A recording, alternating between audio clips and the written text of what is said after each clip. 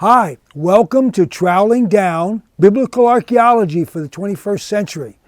I'm your host, Gary Byers, and I have with me our personal rock star, Dr. Stephen Collins, director of the Tal El Hammam excavation in Jordan. So, Steve? Now, I'm going to interrupt you. Yes, sir. They call me a rock star because I dig rocks, and I also get paid in rocks. You know, and it's kind of, like Paid. That's why I'm a rock star. Well, that's why you're a rock I star. get paid in rocks. Yes, you don't actually play a lot of music these days, but you used to. So, we are at Tal El Hammam in Jordan, and we are on the upper Tal, in fact, the Acropolis of the upper Tal. Tal is the Arabic word for the Hebrew word for tell, same word. And we've got a lower city below us, and we've been excavating here for 15 years. And it's been my joy to be with you for this whole 15. It's been a wonderful experience. But we don't look any older. It's amazing. We do not look any older. So I'd like you to talk to us about what you found for 15 years. We have already talked about in the past how you found this site, and it was by reading the Bible. And that was your passion, was to, if the Bible is true about Sodom and Gomorrah, then the world ought to know about it, because the Bible is an important book for eternal purposes, but certainly it has great history. So you got us engaged in this site. You got us a permit to excavate, and here we are 15 years later. And we're actually down in this pretty deep hole here in the Upper Tal. So would you just overview for us the last 15 years, what we know today about Tal El Hammam? Well, as I had mentioned in one of our previous talks, everybody thought, all the archaeologists thought it was basically Iron Age, that all the valley stuff was Iron Age. And Iron Age is when? From about 1200 BC down to the Persian period, down to the Nebuchadnezzar destruction of Jerusalem. And so that would be in the Bible, that would be the beginning of the book of Judges. In 1200, it'd be in the book of Judges. Yeah, middle of the book of Judges down to through the rest of the Bible. Through the rest of the Bible. Okay, Old Testament. Okay. And but we knew based on the geography that this should be the location of Sodom, and so it should have a Middle Bronze Age. Middle Bronze Age is the time of Abraham, so it should have a Middle Bronze Age occupation here. So we began to excavate down, and very early in the excavation, you remember, Gary, on the far end, about 300 meters or so in that direction, we excavated the Iron Age city wall, and then underneath the Iron Age city wall, we had what? Remember? Middle Bronze Age rampart. The Middle Bronze Age rampart made of mud brick. Now, we were a little bit shocked at that because ramparts were always made, all over the Near East, were made of just packed earth. These were made of mud brick. I mean, how many mud bricks does it take to build massive ramparts? Tens of millions of them. Yeah. And so we found the rampart, sloping 36 degrees on the outside, which would make it very difficult. They built those things to keep the siege machinery and the soldiers away, make it very difficult to attack the city. So we found that, and all of a sudden we knew that the site had Middle Bronze Age for sure, because it was unmistakable. And so as we began to spread that excavation out, from there over the top of the Upper Tal, and then eventually a few years later down to the lower city, then all around the lower city, everywhere we excavated, as soon as we got underneath the Iron Age, we jumped back 700 years to the Middle Bronze Age. And now we're sitting right here in the Middle Bronze Age palace complex. Yeah. And you can see how deep we are. We've come through the Iron Age, and we're down here in the Middle Bronze Age. In fact, so this is where we've been excavating the last couple of years, and we're actually sitting in the threshold of the doorway from this part of the palace. The service area, and people would come from either way here and then come through, and then the king, his part would be over here. This way. So we found the Middle Bronze Age, which was the whole idea for coming here originally, when you were looking for what in fact is Sodom. What does that mean to us? The Middle Bronze Age, Sodom. What should that mean? Well, the meaning of it for me biblically is that most scholars had, number one, they had doubted that Sodom and Gomorrah ever existed at all. They were completely mythical, fictitious sites. But we didn't believe that. all the other cities and towns and villages in the Bible were real. Why is that one not real? Yeah. In Genesis 10, it's mentioned along with Babylon and Nineveh and Kala and Uruk and Akkad, big cities of Mesopotamia. So if those are real, why is Sodom and Gomorrah and Admah and Zeboim, the cities of the plain, not real? That doesn't make sense to me. And the fact of the matter is, they are real. We're sitting in Sodom.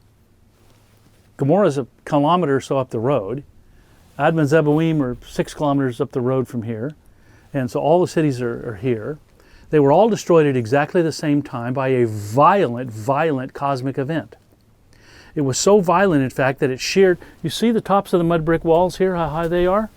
All about the same level from you here. See the tops of the mud brick. Yep. The city was literally sheared off, like somebody took a samurai sword. Wow! Just cut it off right at the top. And the devastation from that level, the devastation down to the floor level is amazing. Can we flip around just real gently and look at this balk? Now, what's a balk? A balk is a cut. We make a section when we excavate. Here's the floor. Here's the floor level. So that's what's on top of it? Ash. Ash. More ash. Plaster from the second stories. A mud brick falling. Stones falling from the structures.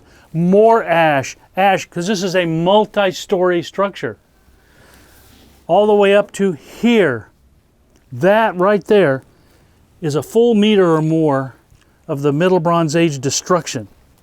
And so we have a completely destructive, violent event. And there it is, graphically, in the section. And so the floor down there, it's a dirt floor, beaten earth floor. And in fact, Danny, our photographer, is standing on that beaten earth floor right now. And this stone threshold was part of that complex. And so this is where they were living. This is the walls that they had, and that's the destruction of the city. We understand it to be the city of Sodom. So we have that up here, and we've just started the last couple of years to excavate the palace, and we're going to do more that way. In fact, why don't you just say something about your square? So I dug right over here at the corner, but you were digging over behind where Danny is. And we'd love to take our viewers and listeners down in there, but Dr. Kobes, our assistant dig director, and others, were getting really nervous that we were down that deep, and so we'll probably never go back down in there again. But we actually found the opposing wall of this big 2-meter wall back here, 2.2 meter wall, which is the northwest palace wall. The perimeter wall, we found that other matching perimeter wall on that end. And that was very exciting because now we know what the dimensions are of the palace. It's about 27 meters by about 48 meters. And we were just estimating, we think that's probably about close to the size of the White House in Washington, D.C. Yeah, I'm thinking we have to check that out, but it's big. It's big. The footprint is really, really large, and it is probably a 4 to 5 story building. And we're right close to the edge, and up there on the edge is probably where the king lived, that his royal residence, yes, sitting 4 or 5 stories up above all that. And he could survey his kingdom, the kingdom of the city, we would call it in archaeology, the city-state of Sodom. What would that be like? Well, of course, you would have the core urban area, the fortified urban core, we call it, and that would be the city of Sodom itself. Then going out from that, you would have other cities, guardian cities, and we have several guardian tells around us, Gomorrah being one just to the north of us here, and they would be part of the city-state collectively, and of course, dozens of villages, hamlets, and then up to the north, we have another possible city-state, Admah Zeboim, in another discrete location, very similar to this one, but under the hegemony, under the control of Sodom. And so the king of this city, as you said, would be able to sit in his palace several stories up from where we are. He could see everybody in the entire town. Nobody living in Sodom, on the lower city especially, would be out of his view. And he can see to the Dead Sea. He can see to the Jordan River and beyond. He can see everything in the territory that he controls. And the interesting thing that a lot of people have missed in the book of Genesis is In the story, in the Sodom narratives, this is called the land of the Kikar. In Genesis 19, when it talks about God destroyed all of the land of the Kikar, not just the cities, but right down to the green leaves, right down to the crops and the soil. But it calls it the land of the Kikar. Haaretz HaKikar. And that's Hebrew. That's Hebrew. And it's in the Bible. Yeah, the land of the Kikar. Now, that word Haaretz or Eretz is the word for a land, but identifying usually an ethno-linguistic group. So you would have the land of the Philistines.